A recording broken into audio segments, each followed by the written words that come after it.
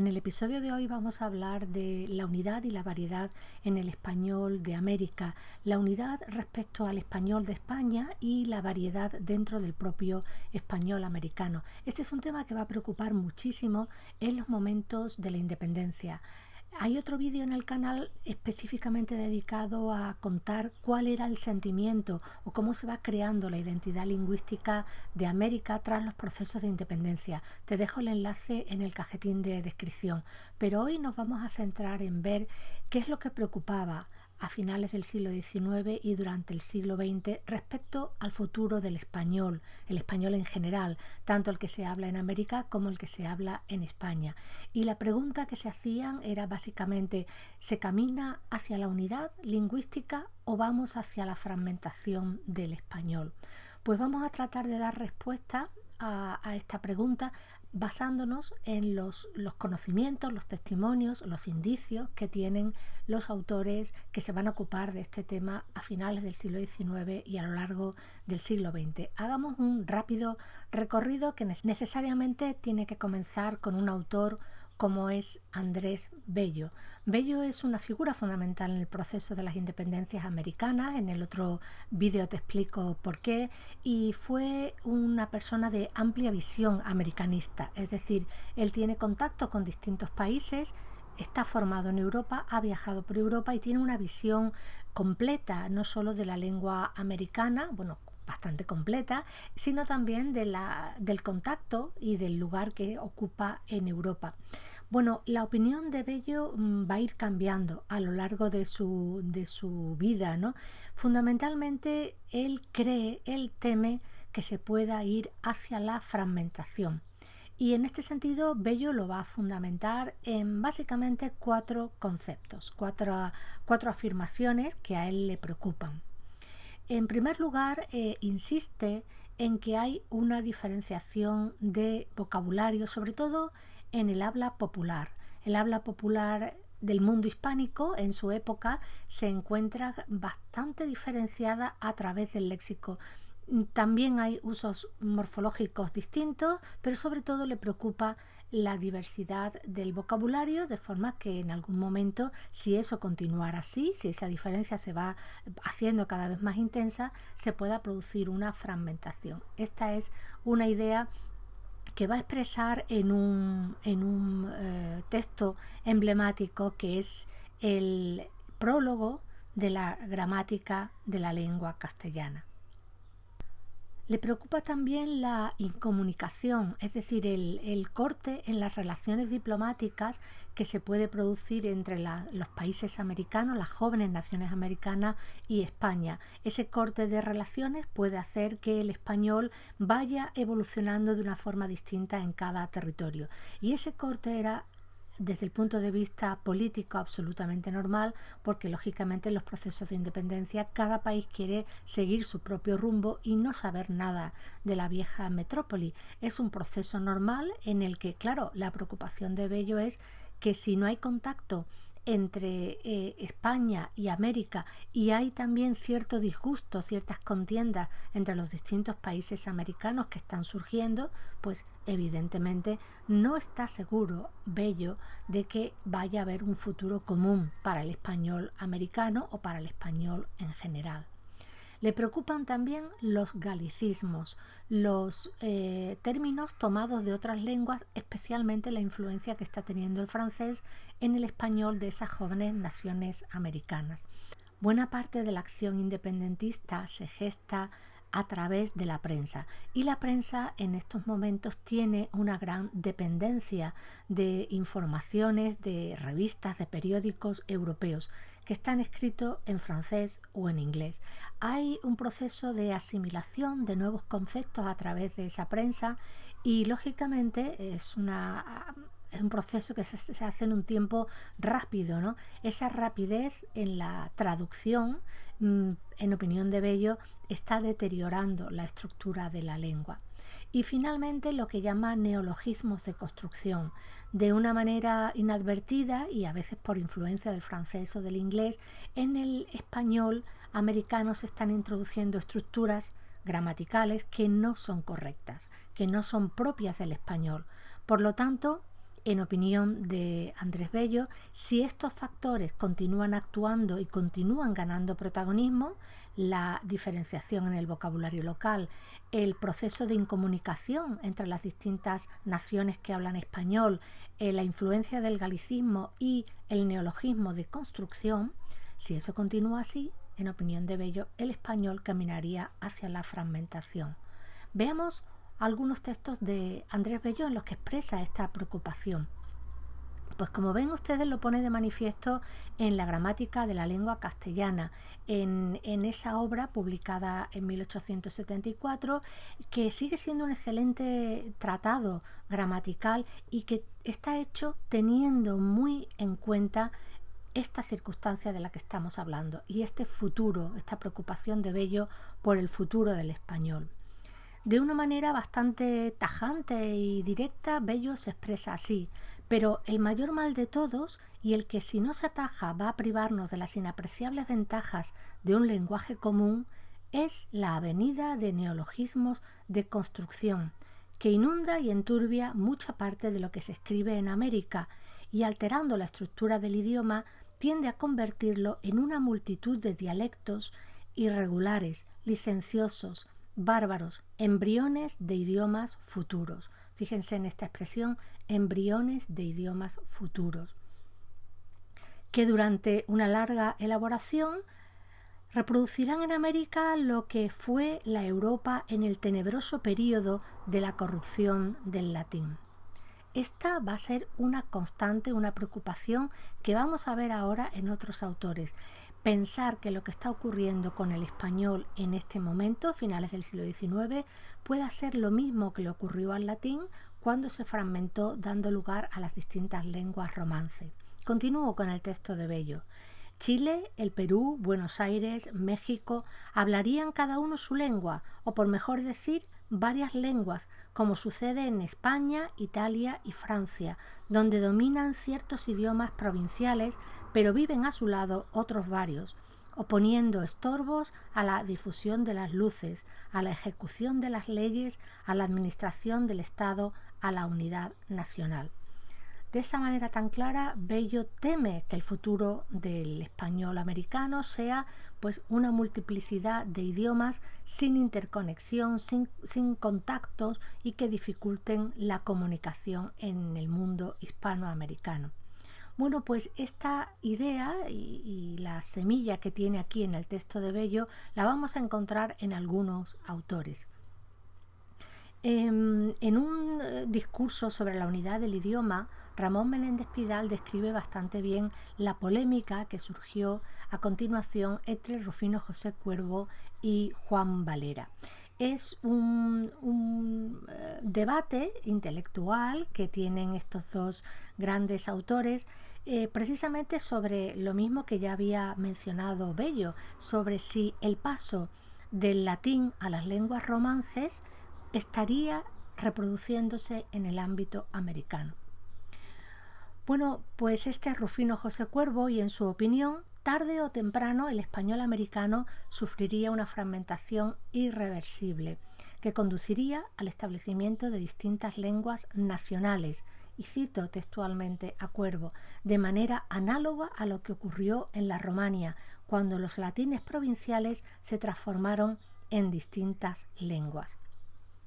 Evidentemente, Cuervo pone el acento de nuevo en esa diversificación regional y en el hecho de que el español está evolucionando, está cambiando en cada uno de los países americanos sin tener un criterio común, con lo cual, pues por ejemplo, estas traducciones que se hacen de la prensa se están tomando préstamos que son totalmente distintos de un país a otro. Si esto es así, si hay diversidad regional y falta una unidad de criterio que regule ese español americano, se camina hacia la fragmentación. Y de esta forma tan clara lo dice. El texto más significativo, yo creo que el que concentra más la opinión de Cuervo, está en la carta prólogo al poema Anastasio, escrita en el año 1899. Hoy, sin dificultad y con deleite, leemos las obras de los escritores americanos sobre historia, literatura, filosofía, pero en llegando a lo familiar o local necesitamos glosarios. Estamos pues en vísperas, que en la vida de los pueblos pueden ser bien largas, de quedar separados como lo quedaron las hijas del Imperio Romano, hora solemne y de honda melancolía en que se deshace una de las mayores glorias que ha visto el mundo. Pues fíjense que es el mismo argumento de Bello, la preocupación por la fragmentación y sobre todo por la diferenciación en el habla local o familiar. Y dice Cuervo, cuando se desciende a un nivel popular, a lo familiar o a lo local, necesitamos glosarios, necesitamos vocabulario para comprender lo que se está diciendo. Cuervo exponía estas ideas en 1899, cambiando radicalmente de opinión respecto a lo que había defendido en 1885 en sus apuntaciones contra Augusto Pott. Ahí decía textualmente: es infundado el temor que en la parte culta de América se llegue a verificar con el castellano lo que con el latín en las varias provincias romanas. Bueno, pues ya está aquí, en este texto que tienen ustedes en pantalla, ya está él insinuando que, bueno, que en lo local y en lo familiar ya hay una diferenciación. Todo sería cuestión de tiempo el hecho de que estas diferencias lingüísticas tomaran consistencia y provocaran una fragmentación lingüística.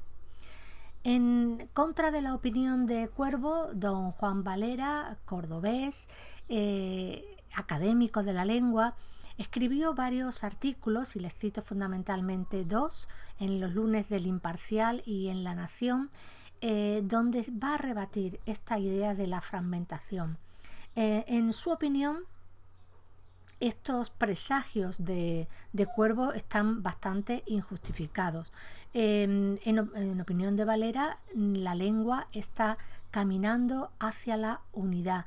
En primer lugar, él insiste en la mejora de las comunicaciones, es decir, hay una afluencia de lecturas, de escritos entre España y América. Si bien es verdad que en los procesos de independencia se cortan las relaciones políticas bastante, en el ámbito de la literatura, los autores literarios siguieron teniendo contactos entre sí, y aunque también es verdad que se interrumpió durante un tiempo la exportación de libros españoles a América, lo cierto es que había cierta comunicación literaria y que autores americanos van a venir a España, se forman en algún caso en España, viajan por Europa, y la literatura española va a tomar muchas cosas a partir de autores literarios con los que hay un contacto personal.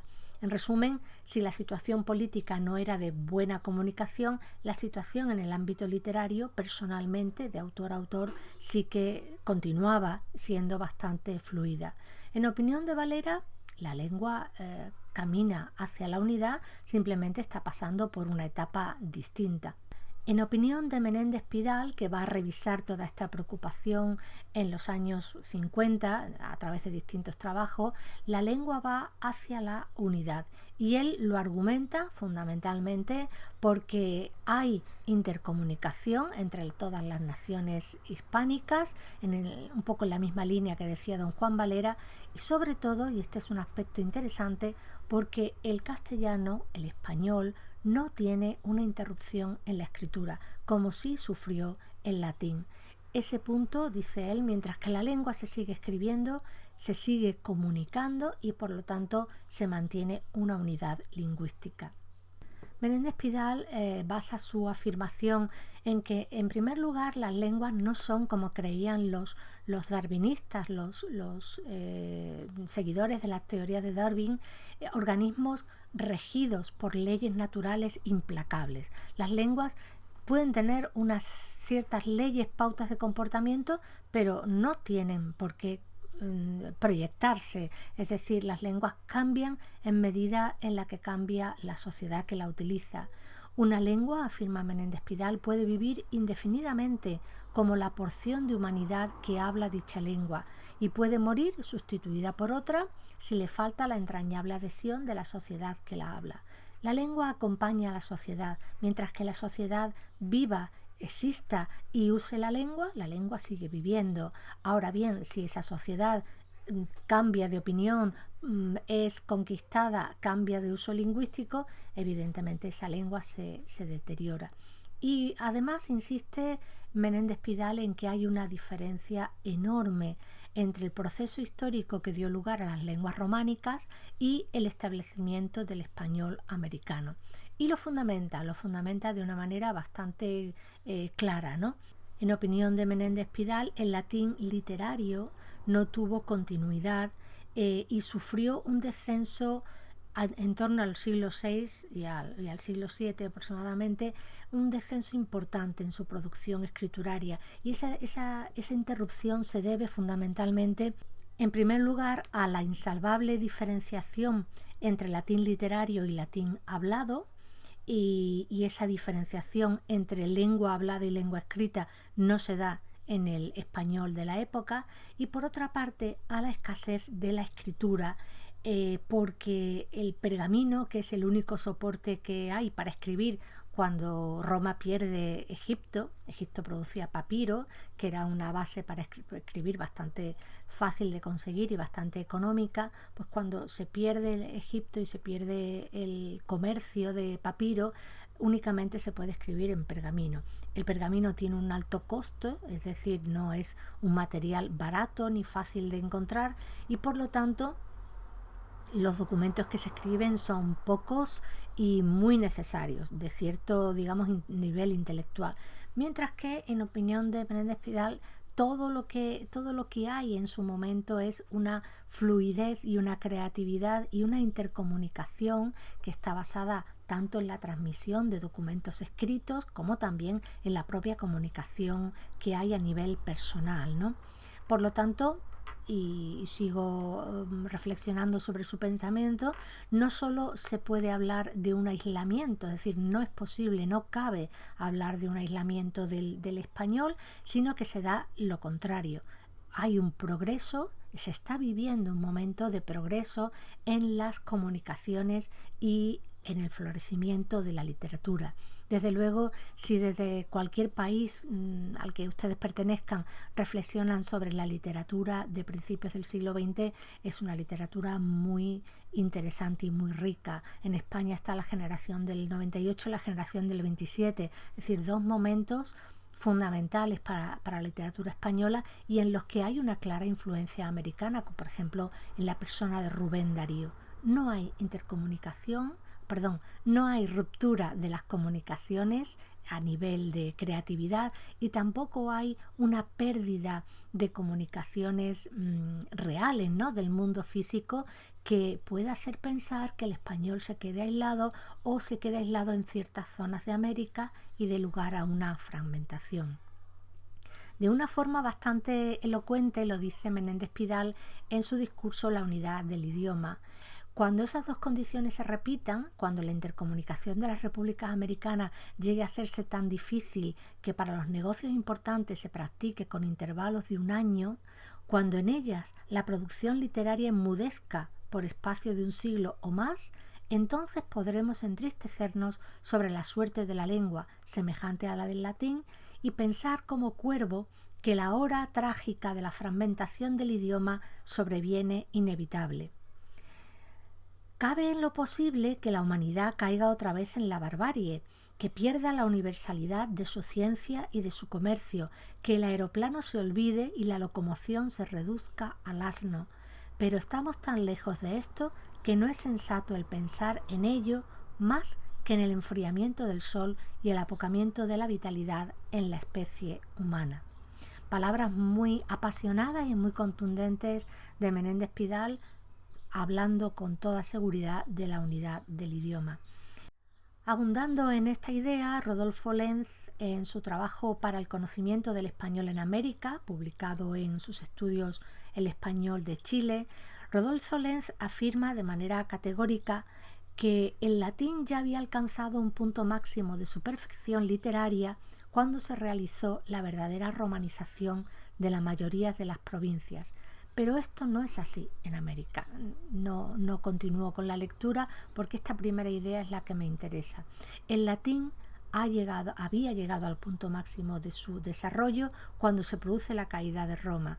En América el español se ha construido en contacto con el español de España y con una influencia mutua, y de hecho el español americano tiene soluciones que son más dinámicas que el español peninsular.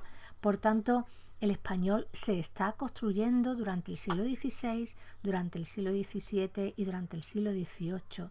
Hay una base común en una construcción del español y en una época en la que el contacto entre España y América es distinto. O sea, la idea fundamental es que es muy diferente que un imperio caiga cuando ya la lengua ha dado lo máximo de su perfección, que un imperio caiga cuando la lengua está desarrollándose todavía. Y efectivamente hay que tener en cuenta que el carácter centrípeto del Imperio Romano hace que tengamos que considerar un cierto grado de influencia de las provincias romanas en el en el latín de Roma, pero solo un cierto grado, mientras que la situación en América es totalmente distinta. El español se construye en América al mismo tiempo que se está construyendo en España, ¿no? Porque realmente América se descubre justo en ese momento, 1492, en que el castellano de Castilla está saliendo de las fronteras y consolidándose como la lengua de la unidad lingüística peninsular. Son opiniones bastante apasionadas, como ven ustedes, bastante concluyentes, todas bajo esta preocupación de cuál es el futuro del español. Gastón Carrillo Herrera, en su trabajo Tendencias a la unificación idiomática hispanoamericana e hispánica, explica por qué esta preocupación de Cuervo y por qué ese creciente temor por la fragmentación. En primer lugar, Carrillo Herrera observa esa actitud que tenían los autores a través de los procesos de independencia de cierta hostilidad hacia España, ¿no? De cierto deseo, lo pueden ver ustedes con más detalles en el otro vídeo grabado sobre la lengua en la época de la independencia, porque hay una especie de contradicción en esos momentos. Se habla español, pero quieren que sea un español distinto al de España. En cierto sentido, se quiere la diferenciación respecto al español europeo. En segundo lugar, las jóvenes repúblicas del continente salen de un momento de enfrentamientos, guerras internas, etc. Es decir, no hay un momento de tranquilidad, de paz social o de creación literaria, y se teme precisamente que haya una escisión o un cambio en la lengua culta del español americano, precisamente por la interferencia del registro popular, que es muy importante en los procesos de independencia. Avanzando en estas opiniones, es necesario que consideremos la propuesta de Ángel Rosenblatt. Rosenblatt es un autor muy lúcido y muy agradable de leer, muy claro en sus propuestas, y nos va a hablar de varios factores que pueden estar influyendo en la fragmentación del español. Pero observen, porque él tiene una mirada un poco distinta.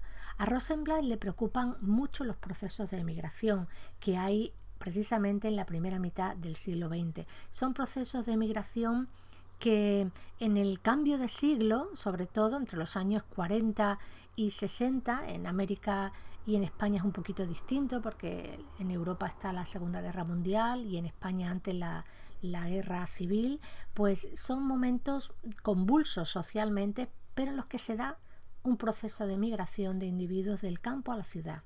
Hay una gran afluencia de personas que no pueden ganarse la vida en el campo y optan por viajar a la ciudad como método, como espacio en el que poder adquirir una cierta prosperidad. Esto hace que se produzca un desarraigo lingüístico, porque el cambio del campo a la ciudad hace que muchas veces un individuo tenga que abandonar, por ejemplo, su lengua indígena para poder expresarse en castellano, o también hace que el habla urbana se vea modificada por multitud de registros y de usos rurales. Los procesos de migración son, en opinión de Rosenblatt, un factor del que hay que estar muy pendiente, porque va a cambiar el habla urbana, y recuerden que del habla urbana, y especialmente la capital, es la que va a actuar como modelo lingüístico. Aparte, hay que lamentar, digamos, la pérdida de identidad lingüística de estos procesos de migración. El individuo que sale del campo para ir a la ciudad tiene que abandonar ciertos usos y a veces, como digo, su propia lengua nativa, indígena, que es la principal lengua en algunos casos, ¿no? Depende del hablante y depende del país.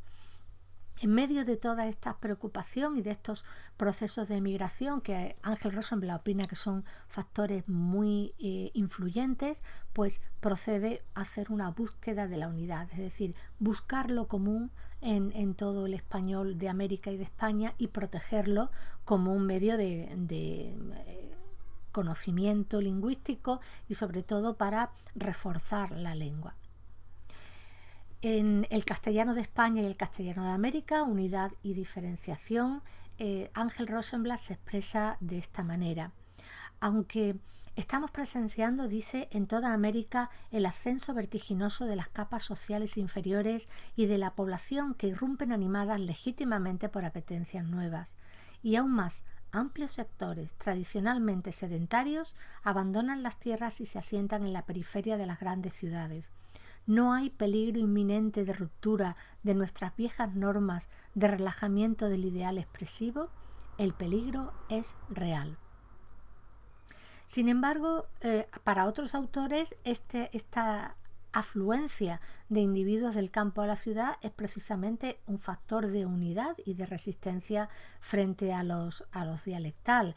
Precisamente Carrillo Herrera dice que en los grandes asentamientos humanos lo que se pierde es lo dialectal. Lo dialectal no influye en el habla de la ciudad, sino que la ciudad absorbe la forma de hablar del individuo que migra a ella. Es una forma diferente de verla. Observen que muchos de los trabajos que les estoy citando tienen en el título las palabras unidad y variedad o diferenciación, porque realmente es un tema que preocupa y va a preocupar bastante, sobre todo hasta los años 60, hasta 1960. En esta época va a aparecer la advertencia y la preocupación de un autor como es Dámaso Alonso. Pues si Menéndez Pidal, como decíamos, auguraba una unidad, Dámaso Alonso piensa que hay un peligro y Dámaso Alonso está escribiendo en los años 60, ¿no? Diversos trabajos. Como secretario, además de la Academia de la Lengua Española, se dirigió en varias ocasiones a los simposios que se hicieron con participación de académicos de América. Menéndez Pidal, como hemos visto antes, basaba su opinión de unidad en la intercomunicación y en el florecimiento de la escritura, de la literatura, pero a Dámaso Alonso le preocupa, igual que le preocupaba a Bello, la entrada de extranjerismos en la lengua, sobre todo en el vocabulario, voces extranjeras, neologismos que no son necesarios, es decir, creaciones que no son necesarias, y para todo ello su receta es: la academia es necesaria, la academia de la lengua debe actuar y es el factor de unidad que puede paliar este peligro de diferenciación. Pues a lo largo de distintos trabajos, Dámaso Alonso va a ir incidiendo en estos factores. En el segundo Congreso de Academias de la Lengua, que se desarrolla en el año 1956, Dámaso Alonso interviene con un discurso unidad y defensa del idioma.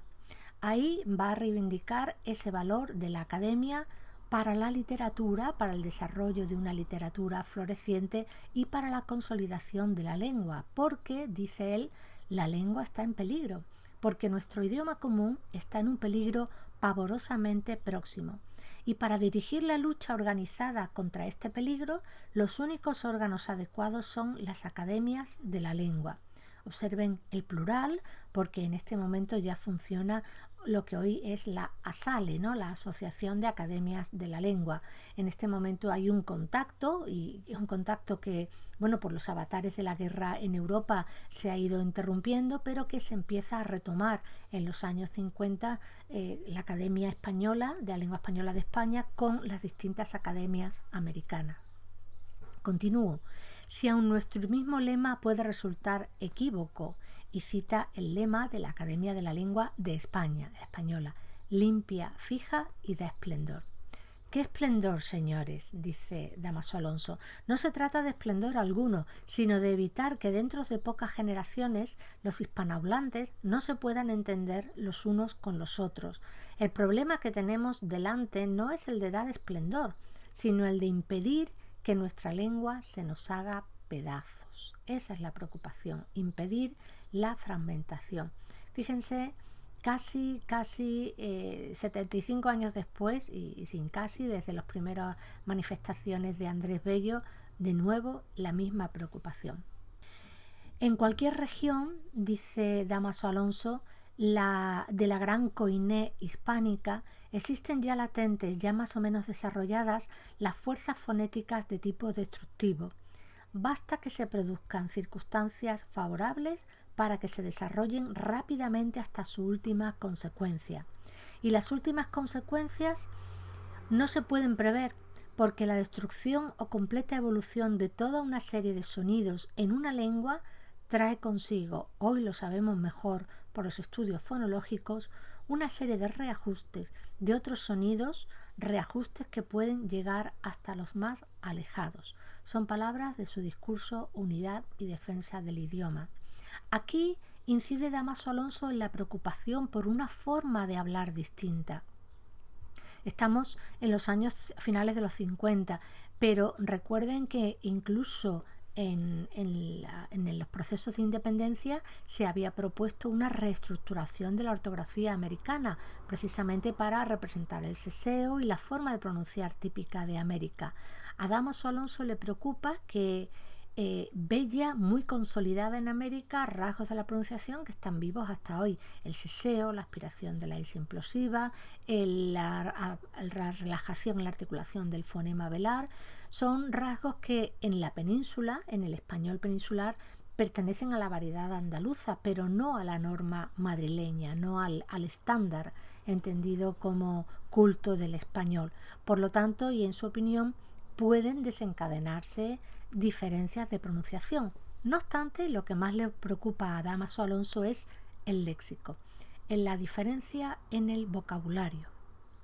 Como buen académico tiene un contacto muy directo con el léxico, bueno, como buen académico y como escritor, ¿no? Y evidentemente es consciente de las diferencias que se están produciendo ya entre el español hablado y escrito en España y el que se escribe y se habla en América, en lo que tiene que ver con el vocabulario. Pues, por ejemplo, de una parte hay palabras malsonantes que no coinciden en España y en América, ¿no? Y el uso y el empleo de un eufemismo, es decir, cuando se evita una palabra malsonante y se elige otra, puede provocar reacciones en cadena que se den una diferenciación semántica o una diferenciación de vocabulario. Por otra parte, también le preocupa el léxico de nueva creación, los extranjerismos. Los años 50 y 60 son años de muchísima creación tecnológica, además de creación de una serie de artefactos que forman parte de nuestra vida cotidiana, o que van a formar parte de nuestra vida cotidiana y que están inventados en el mundo anglosajón. Los años 60 son años también del crecimiento de los Estados Unidos, el inglés va ganando cada vez más número de usuarios y se siente como una cierta amenaza para otras lenguas, sobre todo la presión de Estados Unidos en las naciones hispanoamericanas. En este sentido, pues también sabemos que el español, como cualquier lengua, asume palabras de otras, pero las procesa. Quiero decir que tomamos una serie de préstamos. No todos van a quedarse definitivamente en nuestro idioma, sino que algunos se van a quedar porque responden a objetos o a elementos de la vida cotidiana que se utilizan, y otros van a desaparecer porque son préstamos que no son modas, pero que no son elementos que sean indispensables o que sean necesarios para la comunicación. Juan Manuel López Blanc, en su trabajo La defensa de la lengua nacional, va a expresar su preocupación por el anglicismo, y este anglicismo que va a entrar a partir de la Segunda Guerra Mundial, de mediados del siglo XX hasta va a dominar la escena en toda la segunda mitad del siglo XX, a él le preocupa en concreto el anglicismo en la estructura lingüística.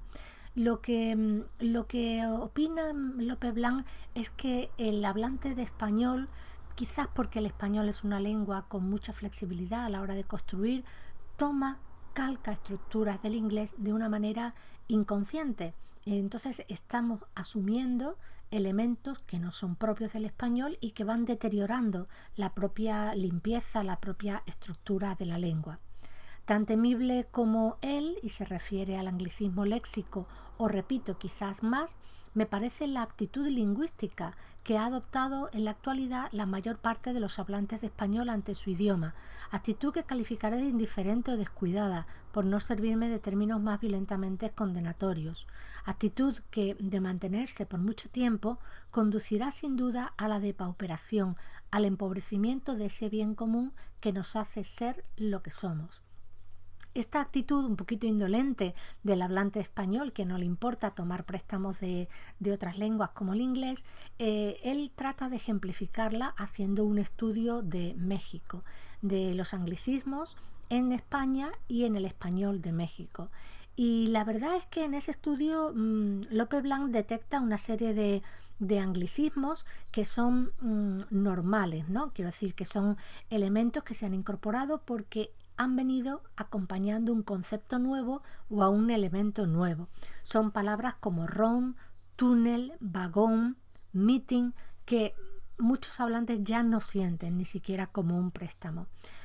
Comparando España y México, López Blanc advierte que en el español de España hay más anglicismos que en el español americano, en el español de México, que en concreto es el que él estudia, y que además por la vecindad con los Estados Unidos se podría pensar que es un español más sensible a la presión de vocabulario y de expresiones del inglés.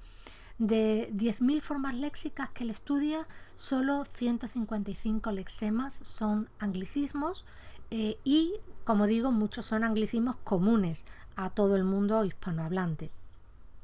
Pero cuando analiza el habla de algunas capitales españolas, observa que en algunos hablantes aparecen anglicismos que son novedosos para la época y porque están en crudo, ¿no? Porque están sin adaptar, como clone, butter, lo que será después butter, autostop, speaker, bacon, shoot, con sh o con che, y aparcar.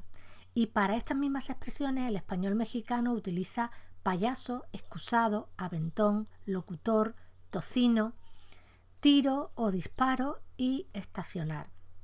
Curiosamente, el español de los medios de comunicación y el español del deporte en esa época, en los años 60-70, está tomando muchísimos préstamos del inglés, de grandes presentadores anglosajones, y efectivamente en ámbitos como el fútbol, el tenis, en fin, los deportes que se practican en España, pues aquí en España se estaban utilizando muchos anglicismos como chut, que hoy es chutar, tirar o disparar también se utilizan, pero se ha consolidado el anglicismo adaptado al español, o por ejemplo otros como corner, que se han sustituido por saque de esquina, ¿no? Es decir, también dentro de ese lenguaje deportivo ha habido una depuración de los anglicismos.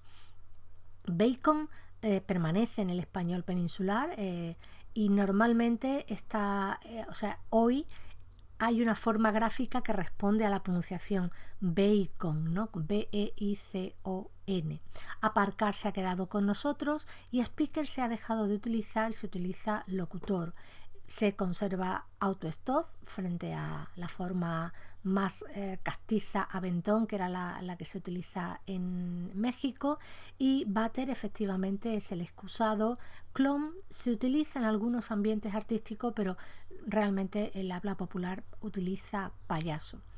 En opinión de López Blanc, el peligro viene de lo que él llama el anglicismo de lujo, palabras como las que están en la columna de la izquierda, frente a las propuestas más españolas, más castellanas, más propias de nuestra lengua, como las que aparecen en México, o lo que él llama el calco sintáctico, lo que él llama y que se llama así, pues en la entrada en español de una estructura sintáctica que realmente no es propia. Este calco sintáctico existe y hay que tener mucho cuidado con él, porque el hablante de español lo puede utilizar de una manera completamente inconsciente. Pone como ejemplo esta frase, "It is your problem", que en español peninsular por lo menos se utiliza muchísimo. Ese es tu problema. Y además con acento en tú, como tendría el posesivo en inglés, ¿no? Y es un calco de una frase, de una expresión inglesa. El español, la expresión española sería "eso es asunto tuyo", porque problem es un falso amigo, no significa lo mismo en español que en inglés, y en realidad esa frase lo que quiere decir es que eso es asunto, es algo de lo que te tengas que ocupar tú, eso es asunto tuyo. Esa sería la estructura tradicional del español, la estructura más española. Ese es tu problema, que se utiliza, insisto, hoy muchísimo, y yo creo que ha venido para quedarse en el español de España, pues es un calco del inglés tal cual, ¿no? Bueno, pues porque el español tiene bastante flexibilidad a la hora de construir. En opinión de Lope Blanc, este anglicismo entra de una manera muy callada, el hablante lo utiliza prácticamente sin tener conciencia, y él advierte que, ojo, se da más en el español de España que en el español mexicano, es decir, la presencia y el contacto con los Estados Unidos no es necesariamente un factor de asimilación de palabras o de estructuras inglesas, sino más bien, como él dice, la actitud que los hablantes tengan hacia su lengua. Si el hablante se encuentra orgulloso, se siente cuidadoso con su lengua, procurará escribir bien y evitará este tipo de construcciones ajenas que no son necesarias, además, ¿no? Si el hablante no tiene un aprecio por su lengua, pues hablará de una manera más descuidada y será más sensible a este tipo de interferencias. Finalmente concluyo con unas palabras de Guillermo Guitarte que cierran un poco esta etapa del desarrollo y de la preocupación por la unidad y de la diversidad a lo largo del siglo XX. El español de América ni se deja asimilar al de España ni está en vísperas de fragmentarse en lenguas diversas, ya que las circunstancias actuales de la cultura llevan más a la convergencia que a la diferenciación. Podría definirse la situación del mundo de habla española como de policentrismo. Y en efecto este es el enfoque que hoy quieren darle las academias de la lengua. El español es una lengua pluricéntrica, dicen la SALE, la Asociación de Academias de la Lengua, y la Real Academia Española, pues cada vez que puede. Lo que no tenemos muy claro es cómo se gestiona ese pluricentrismo, pero esta es la visión que hoy hay. El español es una lengua de todos y por lo tanto los centros normativos, los focos normativos no son unos claramente identificados, sino que cada país eleva sus propuestas lingüísticas o desarrolla el español, gestiona su propio modelo de lengua en consonancia y en cohesión con decisiones que se toman colegiadas por la Asociación de Academias de la Lengua. Esta visión se va a terminar el siglo XX y es la que tenemos hasta hoy en las décadas del siglo XXI que llevamos. En este sentido, la situación actual se puede ejemplificar con este esquema. Hay una norma castellana en España, que es la norma que constituye el modelo de referencia lingüística para la península ibérica, y hay otras normas en España, es decir, hay una norma castellano-norteña, pero hay otras hablas dentro de la península que suponen una variación respecto a ese modelo normativo, y en concreto las hablas andaluzas, canarias y americanas, lo que tienen de común esas tres grandes regiones constituye lo que Rafael Lapesa llamó español atlántico, ¿no? Siguiendo un concepto formulado por Diego Catalán, y ambos autores lo explican. El español atlántico supone una especie de unidad supradialectal que vincula lo que tienen de común las hablas andaluzas, canarias, las hablas meridionales de España, con América. Aparte de esto, en América hay normas urbanas. Cada país reconoce a su capital como modelo normativo, aunque cada país americano tiene también una gran diversidad lingüística, pero ninguna norma de un país americano se impone a otro. Simplemente hay normas de capitales, normalmente la capital de cada país o ciudades muy representativas dentro de algún país que actúan como modelo lingüístico dentro de ese país. Si no es esto, el español lo que tiene es lo que se llama un español estandarizado, es decir, un español que se aprecia o que se utiliza en algunos medios de comunicación y se llama, o ustedes lo van a encontrar con los nombres de español internacional, español neutro o español global. Es decir, aparte o para crear una variedad sobre toda esta diversidad, incluso sobre esta diversidad de normas, pues se puede utilizar lo que se llama el español internacional, que es una modalidad creada para fines específicos que se utiliza en circunstancias concretas de comunicación. Quizás lo vean mejor con este esquema que expresa la diversidad del español y también sus referentes normativos. El español es hoy una lengua plurinacional. La Academia habla de un panespañol. Incluso en enseñanza del español como lengua extranjera se habla también de un panespañol como un modelo pluricéntrico. Ese panespañol no tiene una localidad como modelo, ¿no?, con la que se puede identificar, sino que es una construcción entre todos los hablantes, entre todos los países donde se habla español y que tiene un uso general. Podemos ver en dos columnas el español peninsular nacional y el español americano.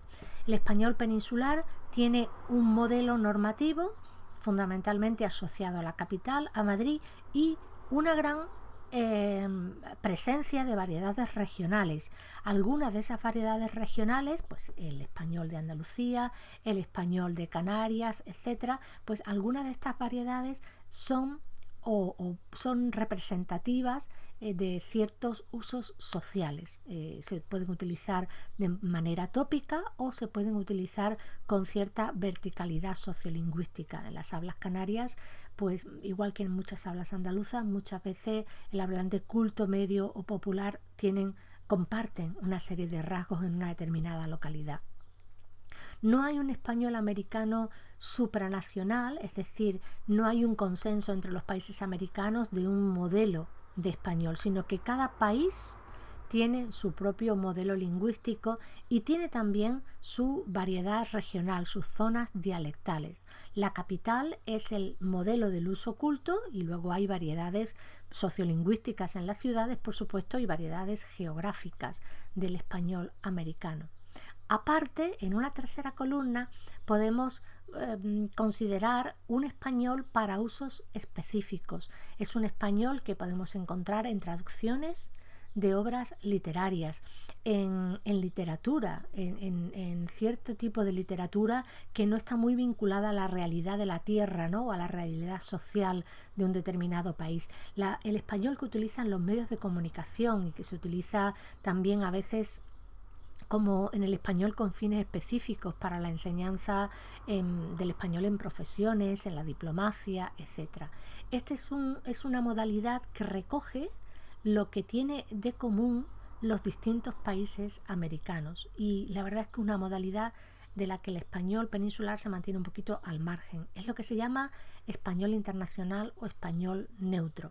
Insisto, este español internacional, del que hablaré con más detalle en otro episodio, pues es un español para usos específicos, es decir, para la producción de televisión, de teleseries, para el doblaje de películas norteamericanas, por ejemplo, o de películas extranjeras, para la difusión de un producto nacional americano fuera de las fronteras de ese país, por ejemplo, de un cine argentino fuera de las fronteras de Argentina.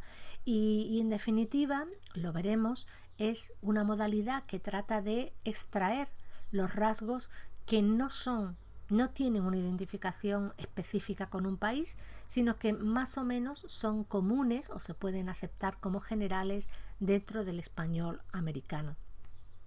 Insisto, este español internacional es un español no para la vida diaria, sino para un uso específico, lo que se llama un español con fines específicos.